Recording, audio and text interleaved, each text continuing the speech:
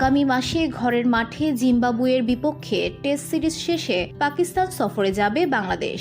এরপর জুলাইয়ে বাংলাদেশ সফরে আসবে পাকিস্তান ক্রিকেট দল।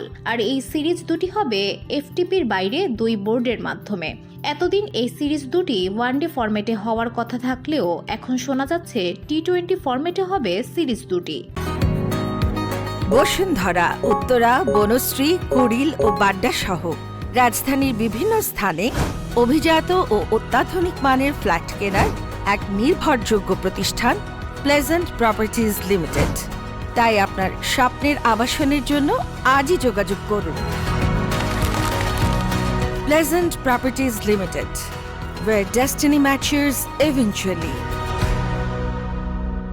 মূলত আসন্ন 2026 টি-20 বিশ্বকাপের কথা মাথায় রেখেই এই ফরম্যাটে খেলার পরিকল্পনা করেছে 2 বোর্ড। কেননা বিশ্বকাপের আগে ওই ফরম্যাটে এশিয়া কাপ আয়োজন করা হয়ে থাকে, যে কারণে ওয়ানডে না খেলে টি-20তে ক্রিকেটারদের দক্ষতা বাড়াতে ফরম্যাট বদলের সিদ্ধান্ত নিয়েছে বোর্ড।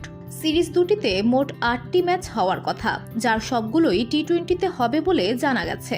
যদিও এ ব্যাপারে এখন পর্যন্ত প্রথম 5টি ম্যাচ টি-20তে হওয়ার বিষয়ে নিশ্চিত করেছেন বিসিবির সহকারী নির্বাচক আব্দুর রাজ্জাক। এ ব্যাপারে একটি অনলাইন পোর্টালকে তিনি জানিয়েছেন, প্রথম 5 ম্যাচ টি-20 ফরম্যাটে হবে। আপাতত এতটুকু নিশ্চিত, পরের 3 ম্যাচের বিষয়ে এখনও জানা নেই। এদিকে নাজমুল হোসেন শান্ত টি-20 নেতৃত্ব থেকে সরে যাওয়ায় কে হচ্ছে নতুন অধিনায়ক তা নিয়ে জল্পনা রয়েছে। অনেকেই বলছেন সবশেষ সিরিজে সাফল্য পাওয়া লিটন কুমার দাস হতে পারেন অধিনায়ক। অনেকে আবার এই ফরম্যাটে তাসকিন আহমেদকেও নেতৃত্বে দেখছেন। অবশ্য এ ব্যাপারেও খুব দ্রুতই সিদ্ধান্ত নেবে BCB. VOD Bangla news desk.